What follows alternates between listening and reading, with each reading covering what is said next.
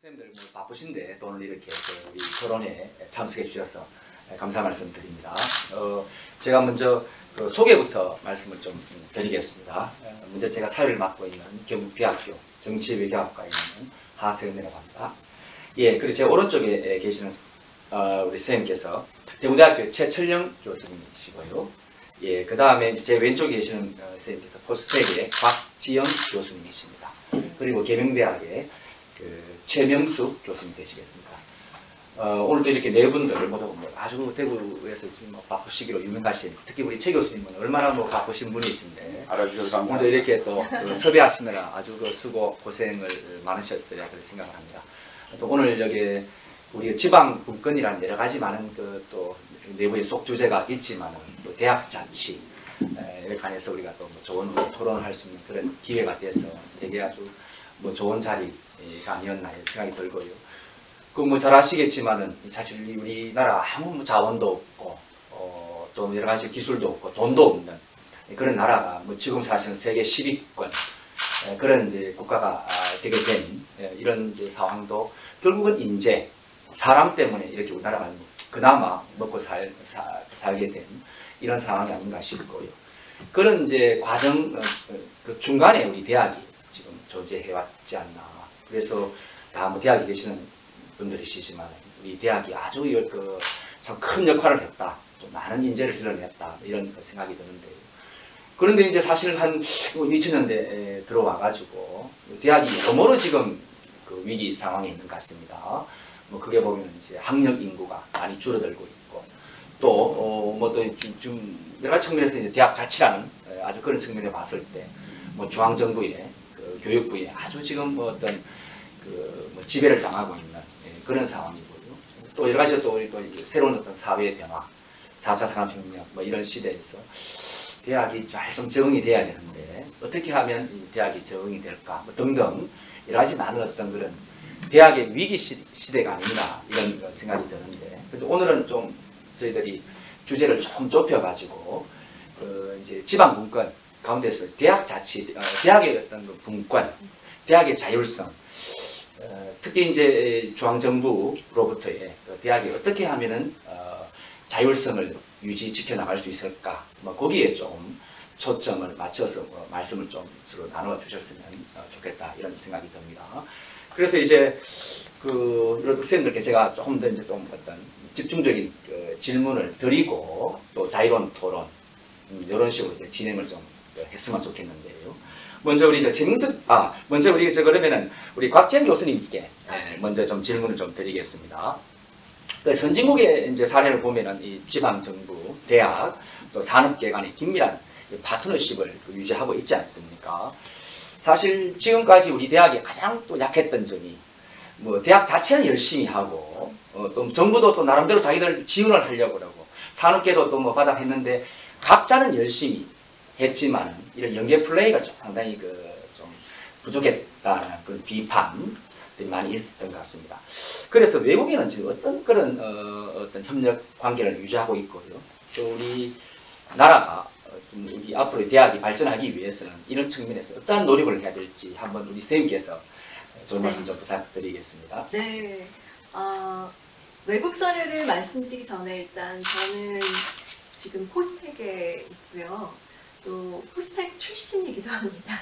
그래서 저 스스로 새로 생긴 포스텍이라는 대학을 선택해서 거기 들어가서 이제 학생으로 학부, 석사, 박사를 모두 마치고 이제 산업계에도 다녀온 그런 입장에서 지금 다시 학교에서 이제 학생들을 가르치는 입장이다 보니까 사실은 여러 가지 생각이 많이 엇갈립니다. 지금의 대학 교육 이런 문제에 대해서. 그래서 이제 오늘 이 토론회가 저에게도 사실 그동안의 고민거리를 좀 교수님들과 이렇게 열어놓고 나누는 좋은 자리가 될 것 같아서 좀 기쁜 마음으로 참석하게 됐습니다. 일단 포스텍이 지금 처음 생겨났을 때 연구중심 대학을 지향했습니다. 그 결과로 지금 포스텍은 IT, 과학기술 분야에 전 세계에서 둘째가라면 서러워하는 그 정도의 각 분야별 최고 전문가들이 만들어졌고 또 그분들이 전 세계, 비록 이 소수정예 대학이다 보니까 이렇게 배출된 인원은 많지는 않지만 각계각층에서 리더 역할을 훌륭히 해내고 있습니다. 그때 사실 대학교육의 목표는 어느 산업이나 이런 기업들을 리드할 수 있는 이제 그런 과학기술 분야의 원천 기술 이런 것들이 사실은 목표로 되어 있었는데요. 지금 이 시점에서 과연 여전히 그 목표를 향해서 그대로 같은 방향으로 달려나가야 할지 아니면은 좀 뭔가 방향에 대한 확대, 내지는 조정 이런 것들이 필요한 시점인지 하는 것들이 사실 좀 고민해야 될 부분이 아닐까 그렇게 생각합니다. 그래서 저는 학교에 온 후에 지금 제가 집중하고 있는 분야가 스마트 시티 분야입니다. 이게 사실은 스마트라는 단어 안에서 과학기술 이런 것들은 당연히 표현이 돼야 되고요. 거기에 이제 시티라는 단어가 딱 들어감으로 해서 사실 단지 이제 내 기술 분야 이것만 바라볼 게 아니라 교수님들이나 학생들의 시선이 자연스럽게 이렇게 주변을 이렇게 둘러보는 그런 모습이어야 할 것 같습니다. 그래서 이제 저의 포커스는 이 삐까번쩍한 스마트시티 이런 기술로 막 덕지덕지 이런 모습이라기보다는 오히려 그 안에서 생활하는 사람들에게 좀 스마일링 페이스가 많이 등장하는 그래서 아까 잠시 사전 말씀 나눌 때 최 교수님께서 이렇게 좀 더 인생에 와닿는 이러한 이야기에 많은 포커스를 좀 두고자 노력하는 그런 한 사람의 연구자입니다. 근데 이 스마트시티라는 분야가 과거에 한 서치 엔진 그 트렌드를 살펴보면 몇십 년 전에도 있었습니다. 그럼 그 당시의 스마트시티와 지금의 스마트시티는 어떻게 다른가 하는 걸 한번 비교를 이렇게 해보자면요. 마치 1세대는 건설 회사들이 주도한 그래서 아파트를 스마트 아파트를 짓는다. 아파트 단지를 스마트하게 만든다 해가지고 굉장히 많은 기술들이 구현이 되었습니다. 근데 저의 경우도 사실 그런 전례가 있는데요. 서울에 근무할 때 살았던 아파트가 스마트 아파트였었고요. 입주할 때 이만한 보따리를 받았습니다. 선물로. 근데 그 안에 스마트 기기들이 막 이렇게 잔뜩 들어있었는데요. 제가 직업이다 보니까 그걸 하나하나씩 다 써봤습니다. 그러니까 결국은 38대 중에 37개는 그대로 다시 여기 넣고요. 하나만 들고 다녔는데 그 하나가 이제 스마트키라고 해서 주차장에 제가 주차를 하고 딱 현관문에 들어서면 저를 알아보고 문을 열어줍니다. 엘리베이터 앞에 오면 눌려져 있어요. 그리고 엘리베이터를 딱 타면 절층을 눌러줍니다. 그래서 이렇게 짐 많이 들고 있을 때 이럴 때 좀 편리하게 느껴졌어요. 그런데 그것도 나중에 그 보따리 안으로 들어갔습니다. 이유가 2주에 한 번씩 그걸 충전하고 다녀야 되더라고요. 근데 사실 그때 시민 체감도가 너무 낮아서 사실은 그런 아파트는 아마 이제 좀 약간 시들해지지 않았나 하고요. 그 후에는 공공주도로 뭔가 문제 해결, 시민들의 어려워하는 어떤 문제 해결의 수단으로 스마트시티를 많이 활용을 했는데 이때는 기업들이 약간 시큰둥해졌습니다. 그러니까 사업성이라든가 수익 모델 이런 부분이 좀 취약했는데 지금 가는 스마트시티는요. 한마디로 얘기하면 시산학이 협력해서 지역 경제에 새로운 동력원을 만들어내고 이걸 산업으로 만드는 스마트시티 이렇게 방향을 잡고 있습니다. 그러다 보니까 여기서 중요한 핵심 키워드가 참여, 협력, 자치 이런 키워드들이 이제 등장하게 됩니다. 실제로 미국의 경우에는 아까 외국의 사례들을 이제 질문을 해주셔서 이제 이런 취지에 맞는 움직임이 실제 있느냐 하는 관점에서 말씀드려보면 이렇게 산업 분야를 이제 스마트시티를 이루는 주요 산업 카테고리들을 쭉 분류해 놓으면 그 안에 스타트업들, 그러니까 벤처 기업들이 빼곡하게 채워질 수 있습니다. 결국 어떤 기업들은 우리만으로는 역부족이니까 5개, 6개 기업이 팀을 이뤄가지고요. 컨소시움 형태로 해서 미국의 각 주마다 하나하나씩 이렇게 공략해 나가는 이런 전략들을 써나가고 있습니다. 그리고 이게 이제 그들의 자체 노력만으로는 힘드니까 벤처 투자가들, 벤처 캐피탈 VC들이 우리는 도시를 혁신하는 기업에만 투자하겠다. 집중적으로. 이렇게 전문적인 투자자들도 등장하기 시작했고요.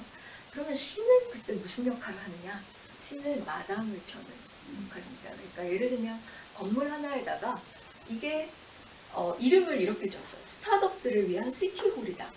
이렇게 이름을 지어놓고 거기에 이제 그 스타트업들이 막 모여들 수 있도록 하는 판을 깝니다. 그러면 거기에 스타트업만 모이는 게 아니라 그 스타트업들의 관심을 가지는 큰 기업들도 모여드는 거죠. 자본이 모이고 그들이 하는 일은 도시에 예를 들면 뭐랄까요, 무슨 물, 뭐 교통 이런 도시에 생길 수 있는 문제들을 해결하는 기업들이 이제 여기에 모여들게 되는 거죠. 그러면 자연스럽게 구심점이 생기고 시와 산과 학이 어쩔 수 없이 협력할 수밖에 없어지는 이런 구조가 되게 됐습니다. 그게 미국 스타일이라면 유럽 스타일은 조금 더 바텀업 방식이라고 할 수 있는데요. 이렇게 대표적인 도시들이 예를 들면 암스테르담, 코펜하겐, 말메, 디스브루크 뭐 이런 도시들이 좀 시와 어떤 학이 이렇게 산을 끌어들이면서 협력해가지고 뭔가 도시를 스마트하게 만드는 일을 열심히 하고 있는 대부분이 이제 우리나라보다는 사실 큰 도시이지만 우리가 이름을 많이 들어보는 큰 도시이지만 인구는 조금 더 작은 이런 중규모 정도에 해당하는 도시들이 많은데요. 그 지역마다 강한 대학, 문과대학 뭐 이런 대학들이 구심점 역할을 하면서 그 시의 혁신을 위해서 실험실을 만들고 실제 도시에서 뭐 연구될 수 있는 기술들을 테스트를 할 수 있는 좋은 환경을 보이고 그러다 보니까 기업들은 찾아 들어오는 거죠. 아, 저기 가면 뭔가 이런저런 걸림돌 없이 뭔가 실험을 해내고 데이터를 수집하고 하는 게 자연스럽게 잘 된다라고 하는 걸 깨우치고 그 중에 이제 가장 유명한 곳 중 하나는 덴마크에 있는 DOLL이라고 하는 곳입니다. 여기는 큰 기업들 치고 여기에 한 번쯤 안 가서 실험을 안 해본 기업 별로 없을 정도로 상당히 유명세를 많이 탄 곳입니다. 제가 오늘 본격적으로 소개드리고 싶은 곳은 여기보다는 조금 덜 알려진 곳인데요. 제가 이런 지금처럼 세계 여행이나 출장이 이렇게 제약되기 전 어쩌면 거의 직전 상태에 다녀왔던 곳이었습니다. 영국의 브리스톨이라는 도시입니다. 여기가 역사적으로는 지리적으로는 웨일스 바로 아래, 그러니까 런던과 이렇게 그 위도가 비슷한데 약간 더 서쪽에 치우쳐 있는 서쪽 해안가에 있는 그런 도시라고 할 수 있겠고요. 근데 여기에 이제 브리스톨 대학이라는 곳이 아까 제가 말씀드린 도시와 함께 뭔가 기로를 하는 그런 역할로 많이 활동을 하고 있습니다. 역사적으로 보면 여기가 말하자면 옛날에 노예 교역의 중심, 그러니까 아프리카와 북아메리카, 남아메리카를 항로로 자연스럽게 연결할 수 있는 포인트에 있었다 보니까 저는 그런 생각도 약간 나는데요. 이렇게 항구가 잘 발달되어 있던 뭐 그런 도시이기도 했습니다. 근데 이게 자연스럽게 노예 교역 이런 것들이 없어지면서 쇠퇴할 수밖에 없었죠. 근데 최근에 이 도시가 런던을 제치고 2017년도에 가장 혁신적인 스마트 도시로 이름을 올렸습니다. 런던을 제쳤다는 것 때문에 제가 한번 놀랬고요. 과연 어떤 게 그걸 만들었을까 하고 내용이 궁금해져서 다녀오게 되었습니다. 근데 그 1등의 비결에는 사실 문서상으로는 별게 없었어요. 그냥 오퍼레이션 센터가 있다. 브리스톨 이즈 오픈이라는 게 있다. 그게 뭔지도 모르는 상태로. 그 다음에 브리스톨은 시티즌 센싱이라는 걸 하는 독특한 접근법이 있다. 이렇게 알려져 있는데 이게 과연 뭘까 하고 다녀오게 되었는데요. 오퍼레이션 센터는 우리나라의 웬만한 도시들도 다 있습니다. 그런데 과연 뭐가 다를까 하고 이렇게 살펴보니까 그 오퍼레이션 센터가 키워드가 감시, 모니터링이 아니고요. 협력이었습니다. 그러니까 거기서 발생되는 데이터를 중심으로 협력을 시작할 수 있는 공간 개념으로 이 오퍼레이션 센터가 자리를 잡았어요. 과연 그게 어떤 의미일까 하는 것은 이제 뒤에 나중에 또 토론 때 좀 더 말씀 나누더라고요. 브리스톨 이즈 오픈이라는 건 회사 이름이었습니다. 놀랍게도. 예. 도시 시티 카운슬, 그러니까 시의회와 브리스톨 대학이 공동으로 출자를 해서 회사를 하나 만들었더라고요. 그럼 그 회사가 하는 일이 뭐냐 하면 브리스톨 안에 곳곳에 여러 가지 혁신적인 실험들을 실행하고 이행하는 주체가 되는 거예요. 그러면 이 주체가 있음으로 해서 사실 시의회가 단독으로 못하고 대학이 단독으로 접근하기 어려운 영역을 이 기업이 이제 좀 실제 실행력을 가질 수 있는 그런 파워가 생기고 대학도 이것이 접점 역할을 해줘서 좋고 시의회도 마찬가지 이런 상황으로 보여졌고요. 그 다음에 이제 브리스톨에 실제로 갔을 때 굉장히 눈에 띄었던 공간이 되게 상징적인 어떤 공간인데 거기가 어린이들을 위해 만든 사이언스 뮤지엄이었습니다. 과학 뮤지엄이었는데 그냥 안에 들어가서 뭐 전시된 걸 이렇게 둘러보는 것뿐만 아니고 사실 여기가 상당히 상징적인 어떤 뭔가 구조물이 있었는데요. 제 눈에 겉에서 띄는 것들 두 가지가 커다란 둥그런 도움 같은 게 하나 있었습니다. 되게 바짝바짝 예쁘게 만들어져 있었어요. 그리고 그 앞에는 이렇게 나무 같은 게 하나 조각처럼 생긴 나무 구조물이 있었는데 자세히 보니까 그 나무가 태양광 패널을 이렇게 붙여놨더라고요. 그러니까 사실 제가 태양광을 반대하는 입장은 아닙니다만 사실 산들이 태양광 패널로 뒤덮이는 것은 좀 안타깝 일작이었습니다. 그런데 이 태양광이라는 것이 하루 종일 방향을 바꿀 수밖에 없는데 이 나무가 이렇게 여러 가지 방향으로 만들어져 있으니까 자연스럽게 다양한 각도에서 태양광을 수집할 수 있는 그런 명분이서고요. 그 자체가 예뻐요. 그렇기 때문에 뭔가 도시의 흉물스러움을 만들어내지 않으면서 그런 신재생 에너지 이런 것들을 추가하는 노력들이 좀 보였는데요. 그 도움 안쪽을 그날은 들어가 보질 못했습니다. 근데 그 안쪽에서는 홍보 영상 같은 것들이 상영이 되는 것입니다. 그러니까 둥그런 도움이니까 커다란 이런 천정에 이런 뭔가가 이렇게 보여지는 거죠. 근데 그 안에서는 이 도시가 사람들로부터 어떤 데이터를 수집해서 그걸 어떻게 가공하고 어떤 형태로 보여주고 그래서 사람들에게 무슨 혜택이 주어지는지 하는 것들을 잘 정리해서 아주 한눈에 딱 보여지는 영상으로 소개를 하고 있는 거고요.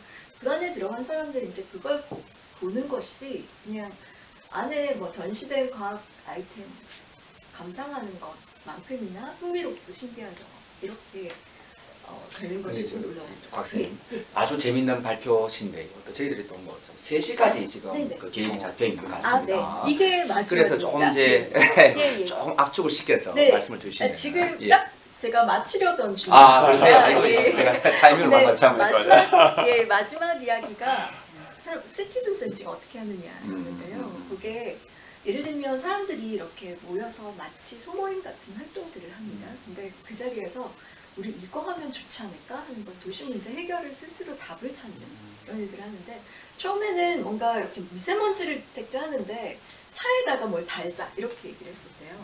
그 다음에 그게 차가 달았더니 밖에는 못 다니까 차 안에 실내 공기만 열심히 측정하는 장치가 되어버렸답니다. 그런데 이제 그걸 막기 위해서 사람한테 뭔가 붙여보자 했더니 활동 범위가 좁아서 효과가 별로 없었는데요. 이걸 자전거에도 달았어요. 그랬더니 굉장히 폭넓게 수집이 되더라라는 걸 스스로 토론과 실험에 의해서 이렇게 찾아가는 이런 활동들이 그들을 1등으로 만들었던 결과였습니다. 전형적인 리빙랩이네요. 네, 맞습니다. 리빙랩. 예, 리빙랩 접근법을 쓰고 있다는 게 그래서 저희가 이런 부분에서 좀 캐치할 부분이 있지 않을까. 아주 재미있는 그 발표를 해 주셨는데요. 지금 우리나라에 뭐 이와 뭐 유사다랄까 스마트 시티 그래서 이제 뭐 대학이나 또 아니면 지역에서 좀 어떤 이런 뭐 이런 선진국처럼 이런 어떤 본격적인 움직임은 아니더라도 조금 어떤 그런 어떤 형태의 그 노력이랄까 그걸 하고 있는 혹시 포항이라든지 이런 혹시 있으시면 좀 네. 한번 간단히 소개시켜 주시면. 예, 포스텍도 미래도시연구센터라는 조직을 저희가 만들어서 제가 지금은 이제 부센터장이고요. 네, 만들어진 취지가 여기 지금 브리스톨하고 비슷한 이런 시민들 또 대학의 연구 역량 또 도시와의 협력 이런 것들을 하면서 이제 관심 있는 기업을 참여시키기도 하고 또 우리 스스로가 기업이 되기도 하고 이런 노력을 하는 중심으로 지금 위치는 그렇게 잡고 진행하고 있습니다. 포항시를 기본 대상으로 해서. 근데 이게 포항시뿐만이 아니라 사실은 대구가 아까 네. 브리스톨이 이제 오픈 해놨잖아요. 네. 그 오픈 대구 포럼이라고 하는 맞습니다. 글로벌 포럼을 네, 하고 있고 네. 그 점에서 굉장히 공통점이다. 그리고 네. 아까 이제 리빙랩을 얘기하셨는데 지금 아시아에서는 유일하게 대구가 엔롤이라고 해서 유럽 리빙랩 그 도시 네트워크가 있는데 거기 대구시가 들어가 있어요. 대구시가 네. 예, 리빙랩에 네. 굉장히 적극적이다. 아주 선도적인 도시네요. 예, 그래서 지금 아주 좋은 말씀을 주신 게 이 브리스톨에서 그렇게 그 바이오죠, BIO. 네. BIO라고 하는 것이 있음으로 해서 리빙랩이 가능한 부분이 굉장히 많거든요. 근데 맞습니다. 네. 대구는 아직까지도 단론이에요. 네. 왜냐하면 대학에서 하려고 해도 학생들 차원에 뭐 시는 그냥 각 기관한테 하라고 하는 정도이고 이것들을 모아낼 수 있는 그 중심이 없는데 이 바이오 이거 BIO 네. 이거 대구에서 꼭 해야 되겠다. 네. 이게 있으면 대구도 리빙랩을 N롤에 올라가 있는 데 끝나지 않고 아마 아시아에서는 가장 활발하고 대표적인 네. 그런 도시가 될 수 있고 또 지금 이 포스텍이 리빙랩에 그 신경을 쓰고 있는 것은 그 자체가 이 살아있는 생활 환경 속에서 이 기술 발견, 기술 발전 이런 측면이고 그것들을 이제 가장 우리 대한민국의 대표적인 그런 이 대학인 포스텍이 해나가는 건데 그것들이 과학기술 분야뿐만이 아니라 인문사회의 전 분야로 확산돼야 되는 거예요. 네. 그게 맞습니다. 공동체예요. 네. 그냥 단순히 과학, 기술, 산업, 경제 이것만 하면 일반 시민들은 그건 남의 얘기거든요. 그렇죠. 네. 네. 그래서 사실 자칫 거대 담론에만 머물렀을 때 사실은 시간이 지나면 지날수록 시민들은 처음에는 관심이 좀 있는 듯 하다가 이거 나하고 상관없는 일이네? 그렇게 등을 돌리게 되는데요. 저희도 까딱하면 그렇게 될 소지가 있어서 저희가 시작점으로 잡은 것이 캠퍼스였습니다. 예, 포스텍의 캠퍼스를 리빙 스마트 캠퍼스로 만들자 하는 거를 지금 총장께서 굉장히 강하게 드라이브를 걸어주고 계시고 놀랍게도 제가 이제 그걸 실행하는 기획자 역할을 이렇게 맡아서 하고 있는데 어느 한 구성원도 여기에 관심 없다고 생각하는 분이 안 계실 정도로 예, 교수, 뭐 임직원, 학생들, 심지어 동물 이런 분들까지도 다들 이게 있으면 좋겠어 하고 해서 설문조사만 진행해도 참여율이 첫날에 100몇십 명 모일 정도로 이렇게 이런 관심은 사실 다른 주제로도 많은 시도를 해봤었는데요. 이게 캠퍼스 바로 우리 거라는 것 때문에 그런 관심, 높은 관심을 이끌어낼 수 있지 않았나 싶습니다. 아주 뭐 포스텍이 지금 선구적으로 우리 사회에 별로 아닌 것 같아요. 아주 그 참 좋은 사례인 것 같습니다. 사실 이런 식으로 자꾸 대학의 역할이랄까요. 어떤 설 자리를 자꾸 좀 찾아야 되지 않나 이런 생각이 듭니다. 다른 또 우리 곽 교수님 말씀에 대해서 뭐 다른 뭐 붙이실 게 없으시면은 자 그럼 우리 최 교수님께 좀 여쭙겠습니다. 지금 이제 기존의 뭐 중앙정부라든지 지방정부도 대학에 대해서 많은 어떤 뭐 지원을 한다, 또 뭐 정책적으로 뒷받침을 하는 이런 일들이 있었습니다만은 뭐 지나고 보니까 아주 좀 많은 문제도 많았던 것 같아요. 그래서 특히 이제 이 지방정부가 앞으로 이 대학에 대해서 사실 그 대학은 기본적으로 중앙정부 소속이라는 이런 의식이 강하지 않습니까? 뭐 중고등학교까지는 이제 지방정부에서 뭐 책임을 진다고 할까요? 뭐 자치를 하고 있습니다만은. 그래서 이제 앞으로는 이 그 대학이 좀 지방정부와 어떤 협력, 그 협조를 많이 할 수 있는 그런 어떤 상황이 돼야 된다라는 게 많은 분들의 생각이시고 저도 앞으로 그래 가야 된다라는 건데 어떻게 하면 좀 더 이런 어떤 협력 관계를 지방정부와 좀 더 돈독히 하고 또 좀 더 시너지 효과를 낼 수 있는 방법이 없을까? 우리 한번 최 교수님도 대구시에 아주 많은 또 관심도 기울이셔 오셨는데요. 한 말씀 부탁드립니다. 이 대학 교육이라고 하는 측면에 있어서는 우리 중앙정부, 우리 그 지역 대학에 대한 관심이 너무 없다.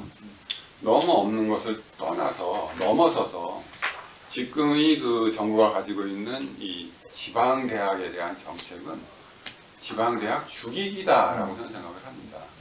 왜냐하면 지금 시장에 맡겨놨거든요. 시장에 맡겨놨다고 하는 것은 결국은 자연 상태에서의 법칙에 따라서 양육강식이고 결국 서울에 있는 대학 살고 지방대학 죽으라고 하는 거죠. 지역의 그 거점대학이라고 하는 이 경북대학마저도 점차 이 서울, 인서울대학의 경쟁력을 잃어가는 과정에 있다라고 저는 보고 있거든요.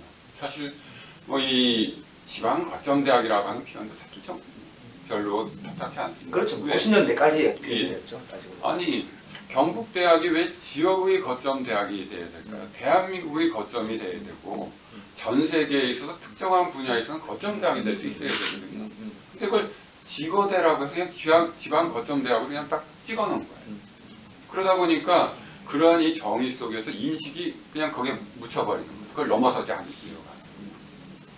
그러니까 경북대학은 심한 표현은 우리 지역의 골목대장으로 그냥 만족하는 거예요. 그리고 그 밑에 있는 골목에 좀 더 경쟁력이 떨어지는 대학들은 이제 생존을 고민해야 되는, 교육이 없는 거예요. 생존만. 그런 상황에서는 대한민국의 미래가 없다. 왜? 인재는 전국에 퍼져 있고 전국에 있는 인재들이 다 자신들이 갖고 있는 역량을 개발할 수 있는 기회가 마련돼야 되거든요.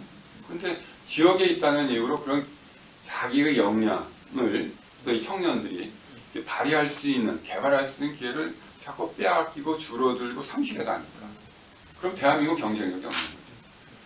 저는 과거에 서양의 귀족이나 우리 양반 사회 구조, 경쟁력을 이룰 수밖에 없습니다. 왜냐하면 귀족이나 양반한테만 기회를 줬거든요. 하지만 예전 말 있지 않았습니까? 왕의 장상의 씨가 따로 있냐? 그거 아니거든요. 권력 싸움에서 이겼을 뿐이에요. 능력 있는 사람들 많습니다.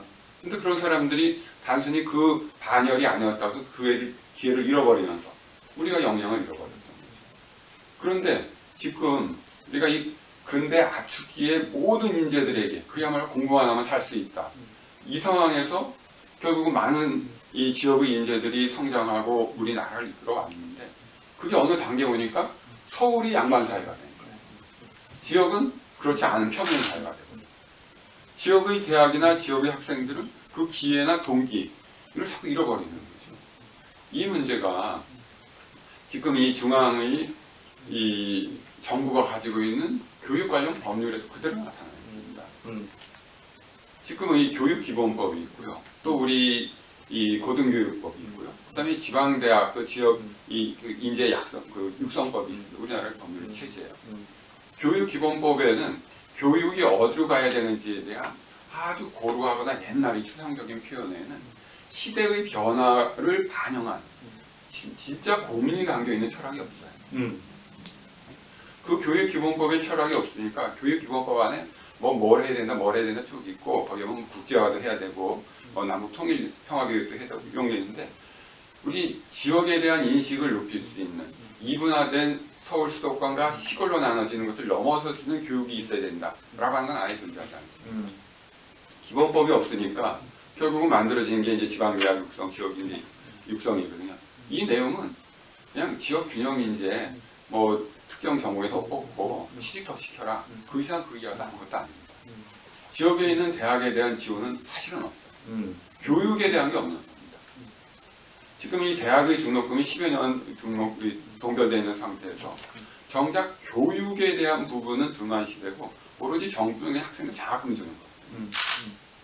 교육이라고 하는 측면에서 보면 학생들에 대한 장학금, 직접적인 장학금보다 더 중요한 건 교육의 수준을 높일 수 있는 장학금 갖고 등록해서 교육만 받으면 뭐예요? 그 내용이 부실하고 시대에 뒤떨어지는데 등록금 안 올리니까 세계적인 트렌드를 못 따라가거든요. 세계적인 트렌드를 따라갈 수 있도록 해주는 교육 그 자체에 대한 투자가 교육기본법에도 지방대학 육성법에도 전혀 없습니다. 지방대학 육성법에 아주 형식적으로 그냥 지역 균형 발전, 자치분권 이런 얘기 하거든요. 추상적인 개념을 그냥 이해하고 넣어놓은 겁니다. 일본에 보면 제가 일본 법률을 찾아봤더니 지역대학 진흥법이라는 게 있어요. 여기에는 얘들은 뭐 예들이라는 표현은 그렇습니다. 일본 우리보다 먼저 이제 이런 이 도시 편중이나 지방 소멸 그런 위기를 겪었고 그에 대한 고민이 많아서 기본적으로 철학이 있습니다. 그 철학을 담은 정책을 담았어요. 그리고 정책을 수행하기 위한 메소드, 방법론들을 구체적으로 제시합니다. 아주 구체적인 것은 일본은 지방 대학에게 직접 중앙 정부가 대학과 관련된 교부금을 줄 수 있도록 해놨습니다. 또 그 교부금을 담기 위해서 지방 대학과 지방 자치단체가 협력해서 사업을 승인받으면 그에 대해서는 특별한 지원금을 주게 됩니다. 우리는 그렇게 되지 않습니다. 지금 경북대학 포스텍도에 들어와 있는 큐스타 사업이 있습니다. 그거는 우리나라에서 대학 교육은 오로지 중앙의 것이고 지역의 것이 아님에도 불구하고 지방자치단체로서 대구시가, 경상북도가 자 우리 주민들에게 돌아가야 될 것들을 우리 청년과 미래 세대를 위해서 투자한다는 측면에서 많은 돈을 투자해갖고 지금 이 특정한 우리 대구, 경북의 미래 신성장 동력의 산업 분야 이들을 키우는 사업 아닙니까? 자, 지역과 대학이 직접 지역을 살리기 위한 그런 것들에 돈을 넣지만 중앙에서의 매칭은 전혀 아무것도 안 해줍니다. 경북대학 같은 경우는 사실 작년 재작년에 안동에 이제 그 도청 신도시가 구성이 되고 이 정책을 이제 수립하고 집행하는 이 공무원들로서 좀 이 고위의 정책과학적인 마인드를 갖기 위한 이 교육 기반을 설립 필요성이 있었거든요. 그걸 만들려고 했는데 안 됐습니다. 왜 안 되느냐? 경북대학교가 도청에 특정한 뭐 예컨대 이 고등정책과학 대학원 같은 그런 전문대학원, 특수대학원을 만들 수 없다는 거예요. 왜 만들 수 없느냐? 국립학교 설치령에 의하면 각 대학은 국가가 관할 지역을 정해놨고 관할 지역을 넘어선 데는 캠퍼스를 못 만든다. 경북도에는 그걸 해줄 수 있는 전공이나 또는 이 전문가들이 모이는 대학이 도 차원에는 없거든요. 그러면 지금 이 지역에서 이 도청 신도시라고 하는 경북 북부권의 거점을 키우는 것이 시도민의 바람이기도 하고 미래인데도 그것들을 지금 국립학교 설치령이라고 하는 법률에 의해서 못 해나가는 이 줄이기는 거죠. 자, 이러한 이 문제들을 해결하기 위해서는 좀 더 우리 지방대학이나 그 지역의 이제 육성법이 좀 더 철학을 닮아야 됩니다. 지금 한일 관계가 나쁘지만 뭐 나쁘다는 것은 이제 국가와 국가의 정치적인 문제이고 이 우리 그 교육이나 지역이라고 하는 측면에서는 미국은 인구가 늘기 때문에 선진국이라도 우리한테 이쪽 분야에 아주 이렇게 시사점이 있는 그런 법률이 없습니다. 일본은 굉장히 직접적인 시사점이 있는데 여기는 기본적으로 왜 지역대학을 살려야 되는지에 대한 그 목적 철학이 맨 처음에 나와있고 그 다음에 또 이념도 제시되어 있습니다. 우리는 그냥 단순히 목적조항 하나예요. 목적조항 하나도 제1점 목적에 딱 두 줄입니다. 하지만 일본의 경우에는 목적조항, 그 다음에 기본 이념조항, 그 밑에 구체적인 이 기본적인 그 지침 이런 것들이 여러 개가 나와요. 그리고 말씀드렸듯이 예산을 직접 지원할 수 있는 교부금 조항이 있어요. 우리도 지방대학에 대한 재정지원, 국가의 재정지원이 있거든요. 근데 이거는 지방의 국립대학에 대한 지원, 거기서 교육은 없고 시설에 대한 지원거든요. 근데 일본은 그렇지 않습니다. 프로그램에 대한 예컨대 대구 경북이 진짜 의욕적으로 다른 어느 지역에도 없는 슈스타 만들었다. 그 교육적인 효과가 굉장히 크고 지역 성장에 도움이 된다. 그 프로그램에 지원을 합니다. 우리나라는 없어요. 그 메소드가 없는 거죠.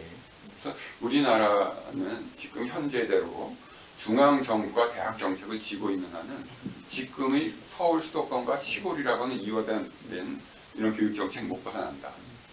이 교육부가 초중등을 이 각 교육청이라고 하는 그런 틀에서 나눠주고 또 이 수렴하고 있다면 대학 정책은 각 지자체에 다 남겨져야 됩니다. 그리고 지자체도 지금 대학 협력 정책관실이 있거나 경상북도는 아직 국도 없습니다. 표면상으로 관은 있지만. 근데 지자체도 사실 지자체의 미래는 지역의 인적 자원, 우수한 이 지식인들 활용되면 교수와 학생 모두 포함되는 겁니다. 이걸 하려고 하면 경상북도에도 대학협력조정국 그리고 대구시에도 역시 마찬가지로 국단위 그런 것들이 있어야 되는 겁니다. 대구시, 경상북도 모두 대학을 그냥 산업 정책의 일환으로 생각하지 지역의 미래와 관련된 미래 인재 정책으로 보지 않는 거예요. 대한민국은 인재의 나라고요. 이중환의 택리지를 보면 과거 조선시대에 조선의 인재 절반이 경상도에서 나왔다고 얘기합니다. 그만큼 대구, 경북은 인재의 산시되었던 역사와 전통이 있습니다. 그것들을 살려내지 못하면서 지자체가 어떻게 이 다른 지역을 넘어서서 우리 대한민국을 이끌어 나가는 대구, 경북이 될 수 있는지 그게 좀 문제가 있다. 좀 분발해야 된다. 그래서 지자체 측면에서 이거 그리고 이 중앙정부 측면에서 그런 노력들 법령 개선도 꼭 필요하다고 저는 생각합니다. 예, 최 교수님 아주 또 여러 가지로 좋은 말씀 많이 해주셨네요.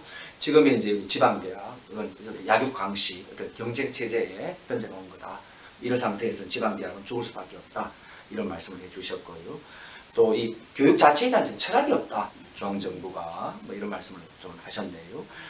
그래서 또 이제 교재가 너무 경직적으로 제공되고 있다. 이런 말씀도 해주셨고. 그 사례로서 일본의 지방대학 육성 지원법이라 하셨습니까? 뭐 그런 좋은 사례가 있다.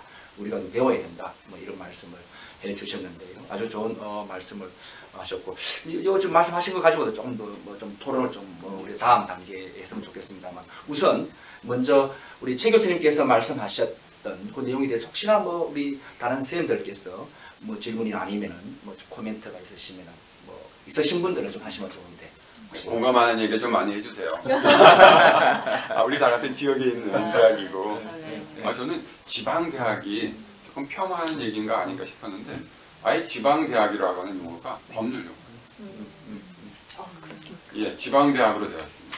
그러니까 이제 그 지방이라는 용어가 원래 이제 뭐 그런 뭐 그 차별 용어랄까요? 뭐 그런 게 아니고 아니었는데 지방이 점점 이제 이렇게 그 뭐 낙후되고 또 이제 뭐 점점 서울 중앙에 비해서 점점 뒤떨어지다 보니까 예. 점점 우리 의식 가운데 이제 예. 그것이 뭔가 조금 뭐 후지다 뭐 맞습니다. 그런 식의 지금 그게 우리 인식의 문제야 예. 되는 거죠, 그죠? 그래서 사실은 우리가 저도 뭐 지방대학 출신이지만은 40년 전에 지방대학 지금의 대학 지방대학을 들어갔을 때 그때 지금의 그때도 지방대학이었는데 뭐 지금의 지방대학은 틀리지 않습니까? 달랐죠. 예. 우리가 받아들이는 예, 것이고 달라요. 용어는 똑같은 지방대학이라도 그렇죠. 지금의 지방대학 40년 전에 지방대학은 또 달랐거든 말씀입니다. 바로 그런데 이제 그 말씀 하시니까 지금은 과거의 그 양반 평민의 그 이분화된 구조처럼 지금 우리 이 교육 관련 법령 지방대학 육성법은 그렇게 쓰고 있습니다. 왜냐하면 거기서 정의가 지방대학은 서울 수도권 이외의 대학을 해요. 그러니까 서울 수도권 이외의 대학으로 지방대학이고 얘들은 어쨌든 키워주지 않은 자생력 없는 대학으로 간주하고 있는 부분이 있는 겁니다. 그런데 사실 우리 그 하 교수님 말씀하셨듯이 예전에는 경북에는 어느 대학이 좋다더라, 어느 과 유명하다더라 이렇게 했었거든요. 지방대학이라고 생각하지 않았습니다. 저는 서울에 있었지 않습니까? 근데 경북대학 또는 충남대학, 부산대학 어디 뭐 좋대. 그럼 거기는 그래도 그걸 찾았는데 이런 얘기를 했거든요. 근데 지금은 그냥 지방대학이라고. 경상북도가 없어졌고요. 그다음에 부산이 없어졌어요. 충청도도 없고요. 그냥 지방대학입니다. 이런 구조 속에서 우리 지역에 사는 청년들, 대학생들, 고인들도 자꾸 위축될 수밖에 없는 거죠. 이것들을 키워주려면 우리 중앙정부가 근본적인 지방에 대한 인식을 바꿔야 돼요. 예. 또 최 교수님께서 말씀하신 것 중에 또 하나가 중요한 게 지금 중앙이 관할하고 있는 어떤 교육에 대한 정책, 어떤 여러 가지들을 지방으로 넘겨나가라는 그런 말씀을 하셨다는 거죠. 사실 저도 이제 그 말씀에 뭐 100% 동감입니다만은 지금까지 사실 우리가 저도 경북대에서 왔는데요. 뭐 우리 국립대학이다 이러다 보니까 뭐 지역에 대한 관심, 뭐 사실 덜 기울이는 또 뭐 그렇다고 중앙에 또 그런 역할을 하냐 하면은 그것도 아니고 그러다 보니까 지금의 이제 이 국립대학 체제가 사실 어중간하네. 그러니까 그 지방에 있는 그 지방 정부 차원에서도 뭐 국립대학을 할 때는 국립대학이니까 교육부에 지원받아야지라는 이런 의식들. 그래서 사실 저는 이제 그렇게 생각을 합니다. 앞으로 이 국립대학은 시립대학, 도립대학 식의 그런 어떤 체제로 이제 바뀌어야 되고요. 또 이 뭐 꼭 이제 사립대학, 뭐 국립대학 할 것 없이 이 지역에 있는 이 대학들은 지방 정부와 지역 사회와 어떤 일정한 관련을 맺는 그러다 보니까 처음에도 말씀을 드렸지만은 지금까지 우리의 이제 대학 체제는 뭐 대학은 뭐 국가적인 뭐 어젠다다, 과제다 뭐 이런 의식이 강했지 않습니까? 다. 예? 그랬는데 사실 아까 말씀하셨다시피 뭐 경상북도나 뭐 대구시도 어떤 대학 교육을 관할할 수 있는 어떤 하나의 어떤 그런 큰 부서를 만들어라 말씀을 하셨는데요. 아마 우리나라도 지금 뭐 앞으로 뭐 그 연방제가 될지는 모르겠습니다만 미국이나 다른 어떤 주요 나라들처럼 그 대학도 지역에서 관할을 하고 또 지역 정부가 책임을 지고 지원을 하는. 아까 말씀하셨지만 지금은 어떤 그런 프로젝트에는 지원을 가능해도 어떤 학교 운영과 관련되는 이런 측면에서는 좀 지방 정부가 지원을 못하지 않습니까? 중고등학교는 다 지금 지원을 하고 있는 상황이잖아요. 뭐 물론 자기들 이제 자치가 되니까 그렇습니다만은 저희들이 어떤 그런 구조도 말씀하신 그대로 그런 식으로 어떤 이제 우리는 지역 사회에 뿌리 받는 대학이 돼야 되지 않는가. 뭐 그런 측면에서는 법적인 어떤 구조부터도 뭐 좀 더 바꿀 필요가 있다라는 그런 이제 좀 말씀해 주셨고, 뭐 저도 뭐 그렇게 뭐 동감을 하는 그런 입장입니다. 네, 하 교수님한테는 굉장히 아픈 얘기고 저한테는 씁쓸한 이제 경험이 최근에 있었습니다. 뭐냐면 경상북도에서 어떤 큰 행사를 준비했어요.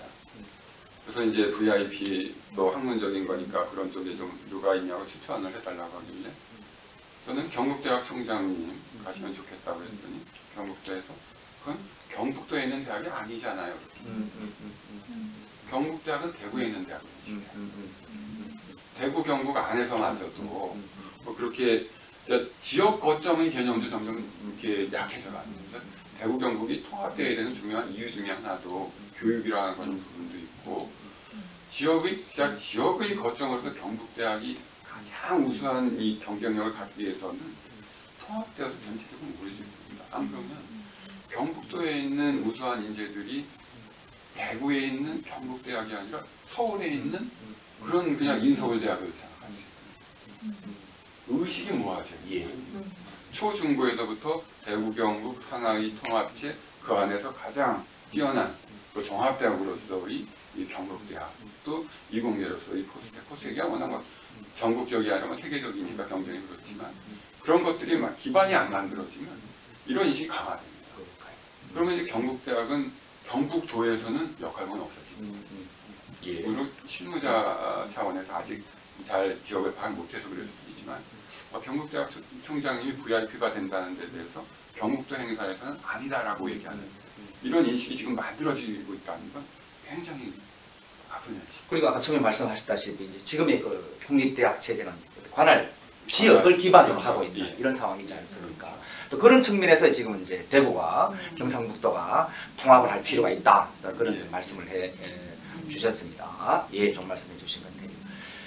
자, 그러면 또 이 얘기는 또 좀 이따가 또 뭐 할 시간이 또 있으리라 생각을 하는데요. 그 다음으로 이제 좀 말씀을 좀 드리면 우리 그 지명숙 교수님께도 제 질문을 좀 드리겠습니다. 지금 이제 학령 인구 감소, 뭐 대학의 위기 지금 상황이지 않습니까? 그래서 이제 뭐 중앙정부뿐만이 아니고 뭐 지방 우리 차원에서도 뭐 대학 개혁, 대학 혁신 바꿔야 된다. 뭐 이런 얘기도 지금 많이 되고 있는데요.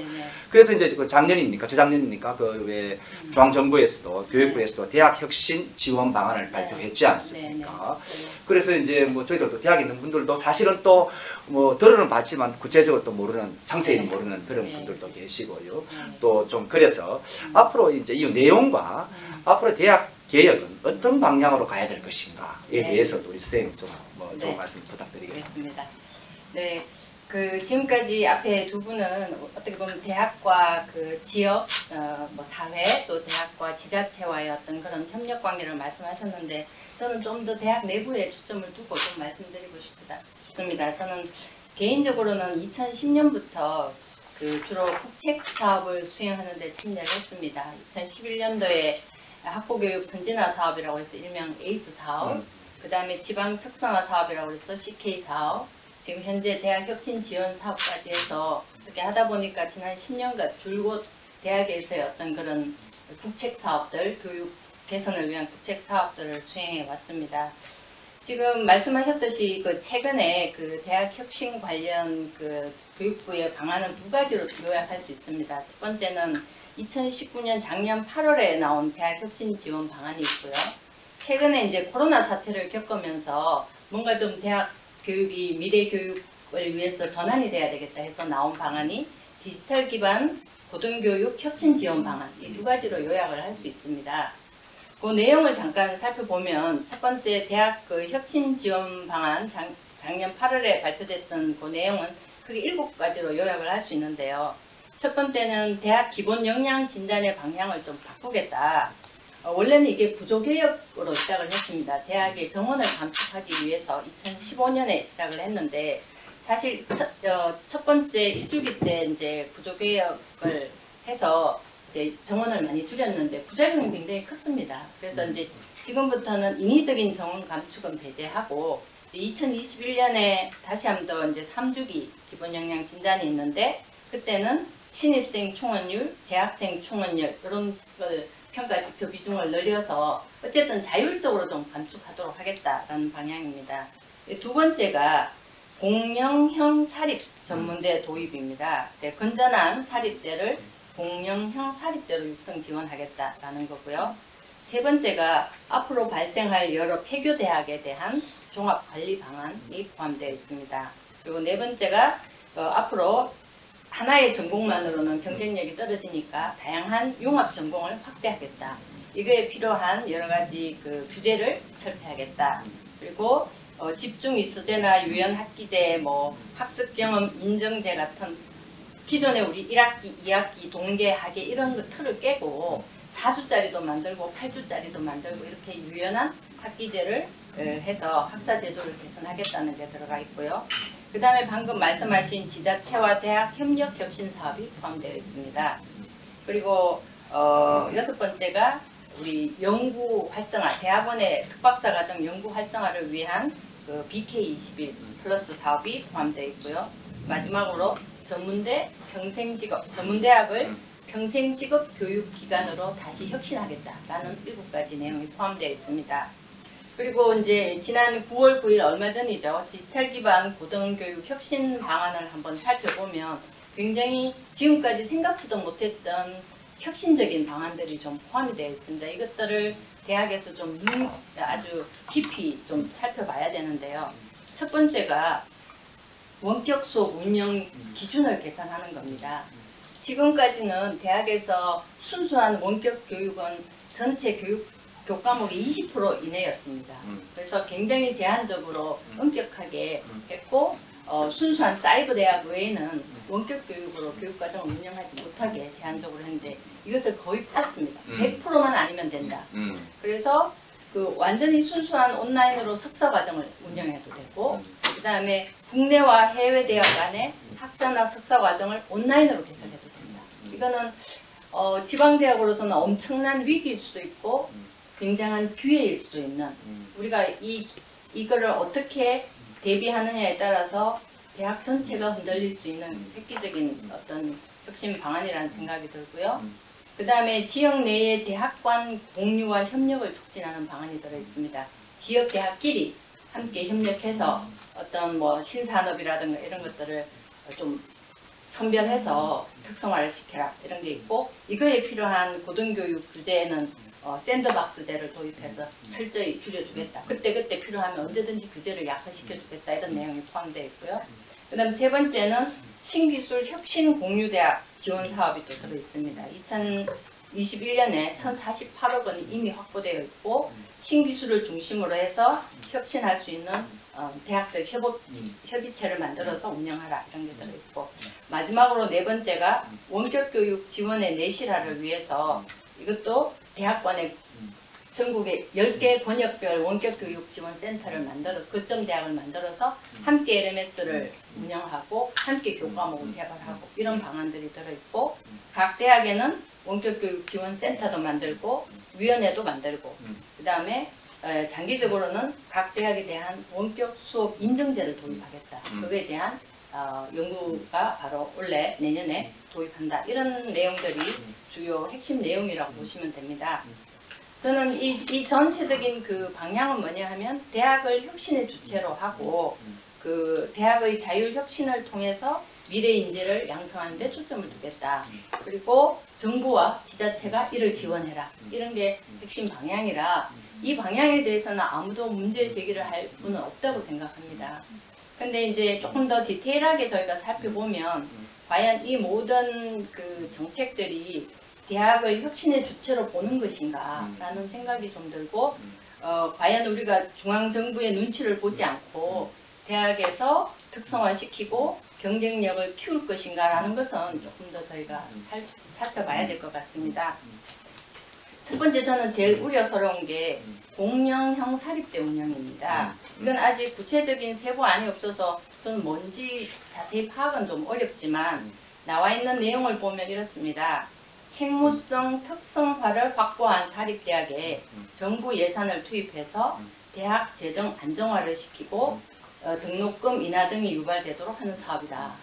근데 이거는 기존에 있는 국립대학과 무슨 차이가 있으며 사립대학 중에 어떤 대학을 선별해서 책무성과 특성화를 평가할 수 있을지, 그리고 여기에 뽑힌 대학과 뽑히지 않는 대학 간에 엄청난 다시 격차에 시달릴 텐데 과연 이것이 정부의 인위적인 구조조정은 아닌가라는 이렇게 좀 우려스러움이 제가 있습니다. 또 한 가지 제가 걱정하는 것은 지금 대학혁신 지원 사업이 2019년부터 시작이 됐는데 그 취지를 보면 그동안 에이스 플러스 사업, CK 사업, 프라임 사업, 코어 사업, 링크 사업 수많은 대학의 국책 사업들이 쏟아졌습니다. 이게 특수 목적형 사업이었는데 이게 대학에 너무 많은 혼선과 그 에너지 낭비 그리고 각 운영하는 부서가 다르다 보니까 이렇게 통합 관리도 안 되고 이래서 문제가 많다 해서 이걸 다 대학 혁신 지원 사업으로 통합을 했습니다. 그리고 이거는 대학에서 자체적으로 그 발전 계획을 세우고 그에 따라서 대학이 원하는 대로 특성화를 시키라 하는 게 기본 방향입니다. 그리고 이거 외에 이제 빠진 게 지자체나 이런 연계 산업과의 연계를 위해서 링크 사업을 별도로 운영하고 그다음에 대학원 육성은 BK21 플러스에서 하라. 그래서 대학의 국책 사업은 크게 3개로 봤습니다. 그래서 대학 혁신 지원 사업, 링크 사업, BK21 사업 이렇게 해서 이제 저희가 큰 카테고리로 간다고 생각을 했는데 지금 작년 올해 나오는 그 지원 방안에 보면 각가지 새로운 사업들이 계속 쏟아지고 있습니다. 아까 말씀드린 대학 간 공유대학 사업이라든가 4차 산업혁명 혁신선도대학 사업, 번역별 원격 지원센터 사업, 휴스타 사업, 국립대 육성 사업 끊임없이 새로운 국책 사업들이 지금 또 쏟아지고 있어서 과연 달라지는 게 무엇인가. 자, 이런 사업들의 대학이 그러면 우리는 특성화하니까 우리가 원하는 것만 하겠다 이러면 좋겠지만 지금 재정 압박에 시달리는 많은 대학들이 재정을 지원하는 사업에 어떤 것든 뛰어들지 않을 수가 없습니다. 뭐 한 5억, 10억이라도 저희가 들어가서 혹시나 하는 마음에 이걸 준비해야 되거든요. 거기에는 사실 보고서나 이런 거 준비하는데 대학 교수나 직원들이 들어가서 2-3달 정도 에너지를 소비하면서 이 일을 준비를 해야 됩니다. 근데 너무 많은 사업들이 동시다발적으로 지금 대기하고 있어서 학령 인구 감소에 지금 대비하는 그것만 해도 지금 너무나 저희가 머리가 아픈데 이런 사업에 맞춰서 이게 입맛에 맞춰야 되는 거잖아요. 이 사업을 굽히기 위해서. 그래서 이런 것들이 과연 대학이 자율적으로 혁신을 하는데 도움이 될까? 이런 생각이 제가 좀 듭니다. 이런 사업들을 제가 지난 10년간 쭉 해보면서 이 사업은 약간 팽이 돌리기 같은 느낌이 듭니다. 사실 그 순간에는 굉장히 대학이 빠르게 돌아가고 막 이렇지만 팽이는 금방 서버리고 그 다음에는 그 팽이 돌린 주체들만 그걸 알지 사실 팽이가 돌았는지도 아무도 모르는 거예요. 대학 내에서. 얘기하면 그거는 사업단에서 한 일이지 우리는 모르는 일이다. 이런 현상들이 많이 일어나고 있습니다. 그래서 대학에서 그 인재를 양성하는 것은 그 기업에서 물건을 생산하는 것하고는 다르다고 저는 생각합니다. 오랫동안 정성을 들이고 키워야 되는 게 인재 양성이거든요. 제 경험으로는 최소 어떤 사업이든 5년은 키우고 바꿔야 뭔가 결과가 보이기 때문에 앞으로 이런 국책 사업들을 조금 더 대학이 이렇게 좀 시간을 들여서 우리 대학에 꼭 맞는 것이 무엇인지 알 수 있도록 좀 그렇게 지원을 해줬으면 좋겠고요. 대학 유형별, 이 대학은 이 특성화, 저 대학은 저 특성화가 아니라 우리 대학 내에서 학생 개인별로 어떻게 특성화할 수 있을지를 고민할 수 있도록 그렇게 좀 지원을 해주시면 좋겠다는 생각을 지금 하고 있습니다. 네. 예, 뭐 여러 가지 좋은 말씀 많이 해주셨습니다. 그러니까 대학 혁신 지원 방안. 사실은 뭐 여기 대학 계시는 선생님들이지만 진짜 뭐 이런 이 정부의 이 프로젝트랄까 이 계획에 뭐 목숨을 지금 걸고 있는 거지 않습니까? 뭐 사실은 어떻게 보면은 뭐 우리 그 대학 구성원들에 대한 어떤 하나의 헌법 비슷한 그런 지금 뭐 역할을 좀 하고 있는 거고요. 우리 최 교수님 좋은 말씀 많이 해주셨는데요. 보니까 그 여러 가지 어떤 7개인가 8개인가 그 지원 방안을 그 큰 카테고리로 말씀을 해주셨는데 그 중에 그 봐도 아까 최 교수님께서도 여러 가지 이제 막 항상 그 지적을 해주셨습니다만 현 정부가 지방 대학에 대한 좀 더 구체적이고 뭔가 어떤 좀 명시적인 어떤 지원 방안이랄까요. 아까 이제 그 7개 이런 말씀을 다 하시더라도 보면은 다 좀 일반 어떤 교육, 대학이라는 어떤 이런 이제 뭐 범주에 속하는 거지 좀 더 찝어서 이 지방대학 지금 아까 또 말씀하셨지 않습니까? 지금 다양성이 지금 상실되고 있다. 지역 대학이 죽다 보니까 사실은 지금 현대는 어떤 그런 뭐 다양한 인재, 다양성을 존중하는 아주 또 서울적 배경만 있으면 아주 획일적, 통일적 인재만 기르는 거 아닙니까? 그런 측면에서는 이 지방 대학 좀 더 그 구체적으로 좀 중앙 정부가 좀 신경을 써도 참 좋았지 않나라는 그런 좀 아쉬움이 있네요. 그리고 또 이제 그런 어떤 프로젝트까지 속출하고 있다. 뭐 사실은 여기 다 느끼시겠지만은 저희들이 이제 그 교육부의 어떤 그 대학 지원 사업이라는 게 결국은 대학을 통제하는 하나의 어떤 수단으로 다시 쓰이고 있는 거지 않습니까? 그 뭐 10억, 20억 따기 위해서 그 교육부가 중앙정부가 딱 맞춰놓은 그 기준에 우리 대학들이 자율적으로 하지 못하고 다 맞춰 나가는 이런 어떤 상황이지 않습니까? 그래서 이제 뭐 처음 출발과 다르게 또 지금 많은 어떤 그런 프로젝트가 나오고 있다. 좀 이 말씀이신데요. 점점 사실은 그 대학이 점점 중앙정부가 이 대학에 대한 어떤 철학, 또 지방 대학에 대한 어떤 나름대로의 어떤 그런 어떤 지원 방안 이런 것에 대해서 아주 부족하지 않나 뭐 이런 생각이 드는데요. 혹시 우리 최 교수님, 지금 저는 우리 최 교수님이 이 국가 프로젝트라고 하는 팽이가 이 채찍으로 때리는 동안만 돌고 채찍되면 바로 쓰러진다. 그게 언제냐면 국가에서 프로젝트 비용 끊으면 그 바로 쓰러지는 겁니다. 왜 쓰러질까요? 국가에서 1년짜리 안 합니다. 5년짜리도 하고 길게 또 연장도 해줍니다. 문제는 그 프로젝트가 중앙정부의 시각에서 짜놓은 그 프로젝트에 지금 우리 하 교수님 말씀하셨던 그 시각에 맞는 걸 해갖고 오라고 해서 그 팽을 돌렸기 때문에 그런 거예요. 그 지역의 수요가 있고 바로 주변에 계속해서 지속적으로 그런 이 필요가 있으면 계속 돌아갈 수밖에 없거든요. 근데 중앙정부의 입맛에 맞춰서 억지로 짜놓고 돌리다 보니까 중앙정부에서 지원 끊어지면 팽이 쓰러지는 겁니다. 쓰러지는 거죠. 그거를 극복하려면 중앙정부가 자기들이 프로젝트를 만드는 것이 아니라 지자체의 대학과 관련된 예산을 주고 그 예산을 가지고 지자체가 그 지역에서 뭘 할 수 있는지 대학하고 협력할 수 있도록 그렇게 가야 되는 거죠. 그래야 지역의 실정에 맞는 일이 되는 겁니다. 앞서 이 일본이 우리보다 먼저 경험했고 고민이 많아서 철학이 있다고 했는데 일본은 그냥 지역 대학, 지역 인재 키우기의 그 지역 인재 그 육성이 아니고요. 그 내용을 보면 지역의 저출산 문제, 지역의 그 활력 저하 문제, 그리고 지역의 대학 문제 이것들을 다 묶어서 지역 대학 진흥법을 하는 거예요. 저는 지역이라고 하는 개념이 있습니다. 근데 우리는 지방대학 육성법조차도 그냥 지방대학 그거 하나, 지역 대학에 다니는 학생들 장학금 주는 거, 거기서 끝이 났지. 그것이 그 지역에 어떤 의미를 주는지, 그건 전혀 고민이, 그래서 철학이 없다는 겁니다. 그리고 지금 이 지자체 그 지역협력대학 휴사 얘기도 하셨는데, 사실 휴사 사업은 대구 경북이 처음으로 만들어낸 모델이거든요. 어떤 모델이냐면, 그동안 이 국가에서 한 수많은 프로젝트는 국가에서 돈 줄게 대학이 알아서 기업을 꼬시든 어디를 엮든 사업해봐 돈 줬잖아요. 지자체는 개입하잖아요. 대학에 개입하지 않았습니다. 왜냐면 그거는 오로지 국가 사무였으니까.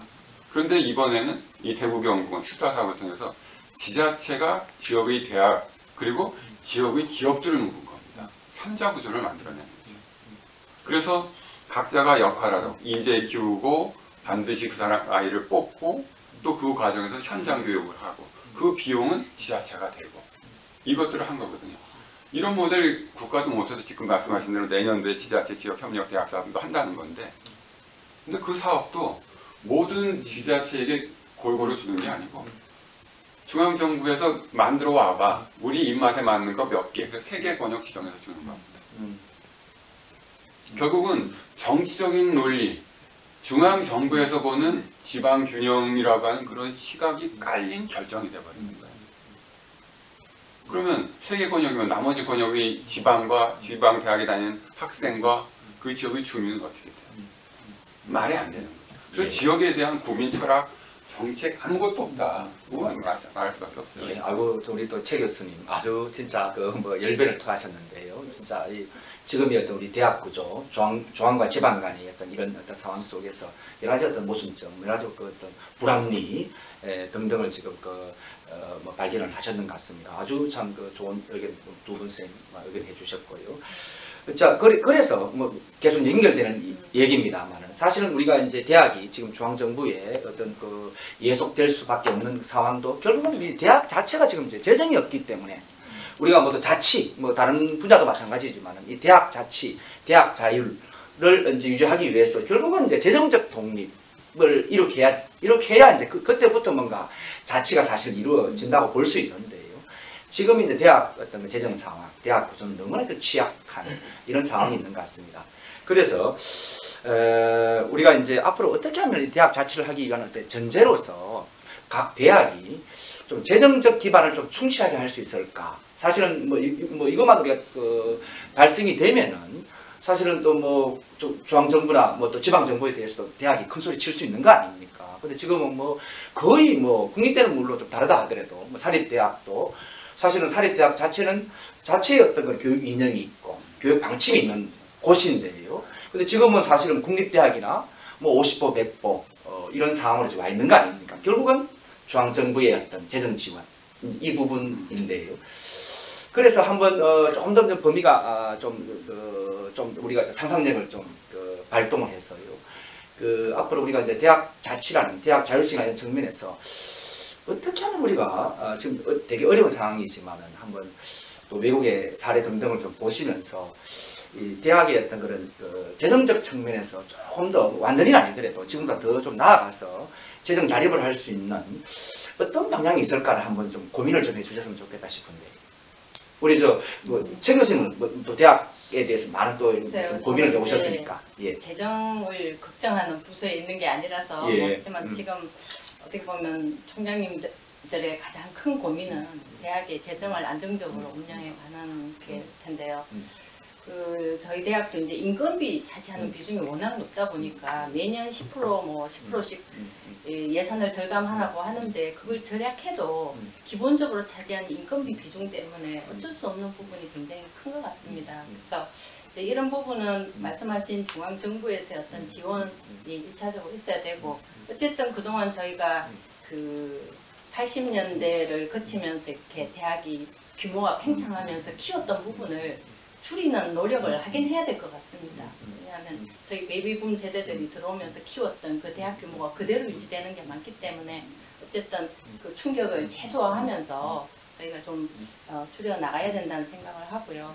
저희가 지역에 조금 제가 좀 부탁을 드리고 싶은 것은 저는 이제 우리 대학에서 지방 일반 서울에서 지잡대라고 하는 그런 놀림을 인터넷상에서 또 자주 보거든요. 너무 마음 아프고 그래서 우리 학생들 어떻게 하면 좀 역량 있는 인재로 키울까 그게 저희 가장 고민이고 그래서 지난 2015년부터 우수 인재 인정제를 시작해서 자체적으로 우리 대학에서 키울 수 있는 성적이 높은 학생 아니고 역량이 높은 학생이 누군지를 찾아내서 한 학기에 한 30명 정도를 저희가 발표해서 걔들을 키워서 내보내고 걔들이 어떻게 사회에 나가서 하고 있는지를 추적하고 이런 일을 지금 하고 있습니다.